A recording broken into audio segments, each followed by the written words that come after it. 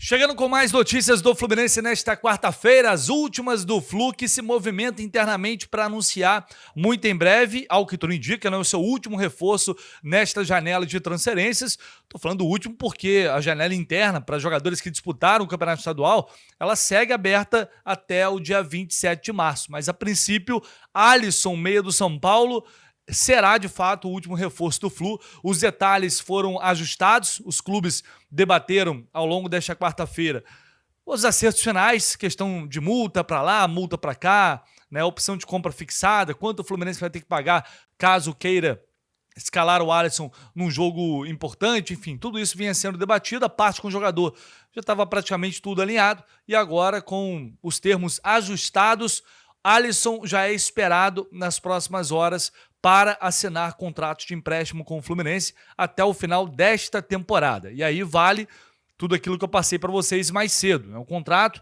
que termina em dezembro de 2026, e aí o Fluminense vai ter a opção de exercer a compra em definitivo do Alisson. Isso por 2,5 milhões de euros, mais ou menos, dá quase ali 15 milhões de reais, pouco mais de 13 milhões de reais.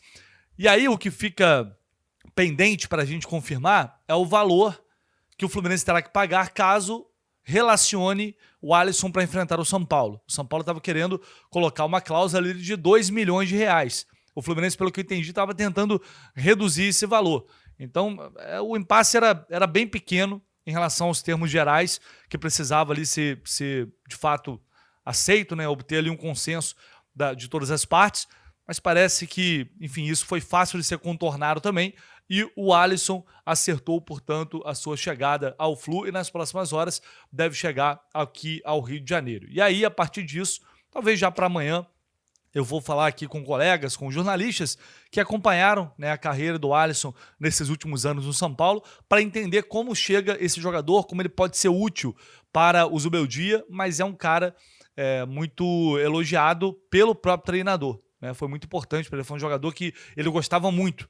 Vou até trazer uma palavrinha aqui do André Hernan, hoje na ESPN. Ele falou sobre isso, sobre como foi a passagem dele. A melhor fase do Alisson, disparado no São Paulo, foi com o Dorival em 2023, com o título da Copa do Brasil. Mas, em 24, ele também faz bons jogos com o Zubeldia. E aí, olha o que o André Hernan disse sobre esse jogador. Bom, vamos lá. O Alisson, ele recebeu uma proposta do Fluminense, É uma proposta até o final do ano, com o aval do Zubeldia, empréstimo com opção de compra.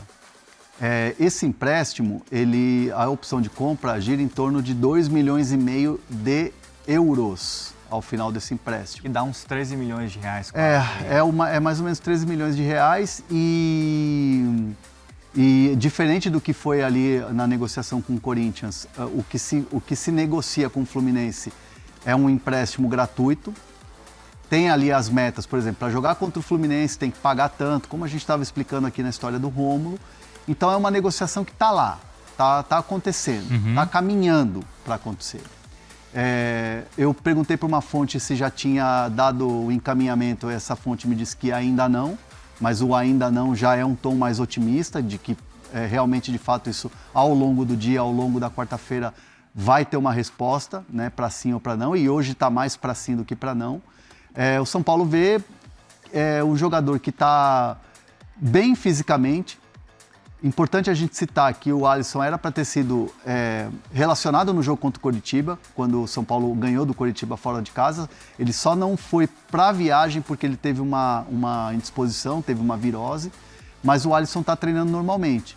A ideia do Alisson até era retomar um lugar no time, reconquistar a torcida, tentar fazer alguma coisa para retomar a sua vida dentro do São Paulo.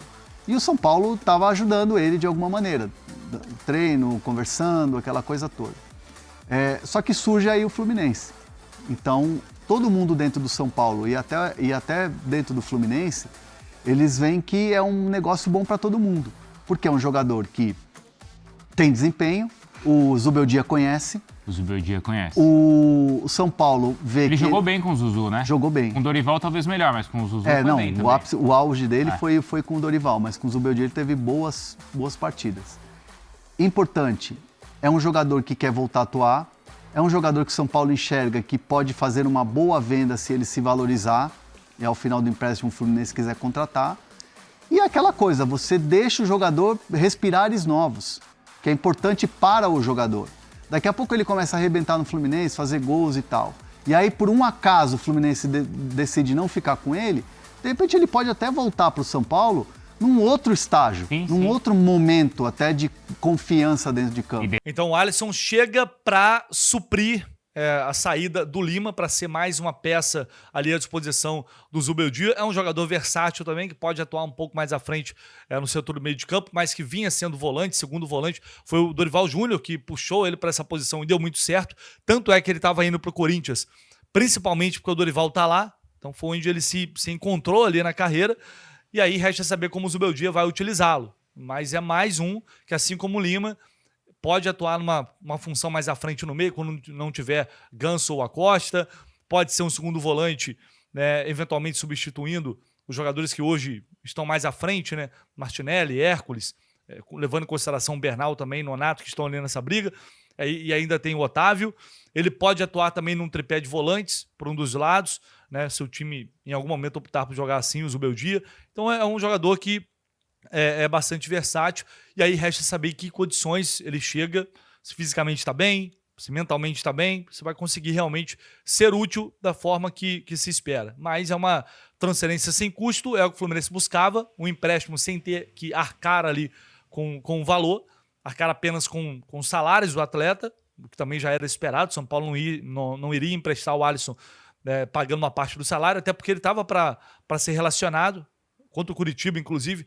Ele não foi porque pegou um resfriado, mas o São Paulo já estava admitindo a reintegração do jogador. O próprio Crespo tinha falado que ele voltaria a ser relacionado, enfim, ser aproveitado pelo clube, que é uma relação que azedou bastante entre ele e os torcedores depois dessa negociação bizarra com o Corinthians. Os caras estavam no CT do Corinthians e deram para trás o negócio. Enfim, isso obviamente, o torcedor já não estava assim, muito satisfeito com o Alisson. Essa atitude, então, piorou ainda mais as coisas e aí realmente ele ficou sem clima para continuar por lá, tá? Então, negócio fechado. O Alisson chega no Fluminense nas próximas horas e, claro, a gente vai acompanhar todos os detalhes para vocês aqui no canal do Lessa e também lá no Jornada. Fiquem atentos.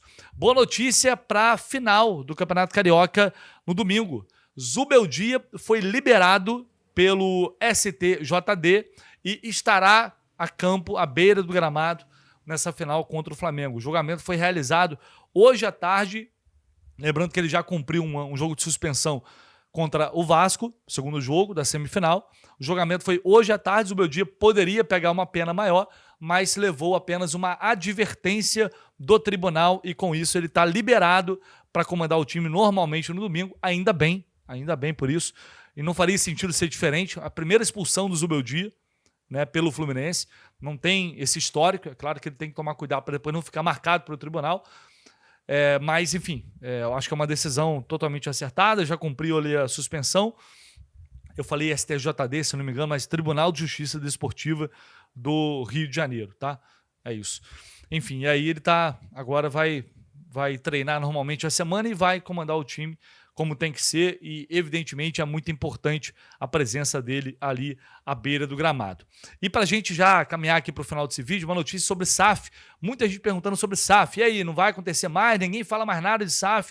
Assunto morreu? Não vai rolar? Não é bem assim. Calma que vai acontecer, porque o Fluminense está aguardando, na verdade, a própria Lazuri Partners, que é quem fez a proposta, e se a SAF for aprovada, é quem deve comprar o futebol do Fluminense, está aguardando o balanço de 2025, que ainda não saiu. Notícia aqui publicada pelo Lauro Jardim, que explica por que a SAF do Fluminense não saiu. Ele disse aqui que, enfim, faz contexto aqui, março chegou, nada mudou no Fluminense em relação à SAF, a ideia é que a proposta pudesse ser votada já no início de 2026, depois de todo o rito de aprovação do Conselho, mas atrasou justamente porque a Lazuri Partners fará uma nova due diligence com os números finais após a divulgação do balanço do Fluminense em relação a 2025. Tinha uma estratégia que veio a público do Fluminense tentar fazer um abatimento das dívidas agora nesse período, início de 2026, para que pudesse, consequentemente, obter um valor maior nesse aporte inicial da SAF. Então o Fluminense com isso buscava ficar com uma fatia maior das ações ali da SAF, né, uma fatia maior ali do bolo e, consequentemente, negocia também para obter um aporte inicial maior da SAF, da Lazuli Partners, que foi aquele aporte prometido de 500 milhões de reais. O Fluminense quer um valor maior, superior a esse. O próprio presidente Matheus Montenegro, durante a campanha eleitoral ainda, afirmou isso. Se vai acontecer ou não, a gente não sabe. O que a SAF prometeu é um investimento de 6,9 bilhões no período de 10 anos. Só que não há garantias do cumprimento disso e de como esse investimento será feito ao longo das temporadas. Enfim, como a gente falou lá atrás, tem muita coisa ainda para a gente debater sobre SAF, são muitos detalhes que precisam ser esclarecidos, e isso, creio, agora com o encerramento da janela, o Fluminense vai poder focar em outras questões administrativas depois que sair esse balanço. Então vai ter essa nova due diligence, que é quando a empresa, a Lazuli, no caso, tem acesso aos números do clube para entender todo o balanço e, a partir disso, pode vir um valor de aporte inicial maior do que antes estava previsto, e aí o Fluminense negociar condições melhores. Só que o Fluminense planejava investir menos nessa janela com esse intuito de abater dívidas, mas não foi o que aconteceu. A gente está vendo uma janela milionária do Fluminense aí, chegando à casa de 200 milhões de reais. Então não foi uma janela nada econômica nesse sentido. Aí não sei se será viável realmente o clube executar aquilo que talvez antes estava planejado ali em relação à questão das dívidas / compra da SAF por parte da Lazuli Partners. Beleza, pessoal? Então, novidades concretas, acredito eu, a partir de abril a gente deve ter. Um abraço, deixe o like, se inscreva no canal, seu comentário, como sempre, é muito bem-vindo. Tamo junto, a gente volta em breve com mais informações por aqui.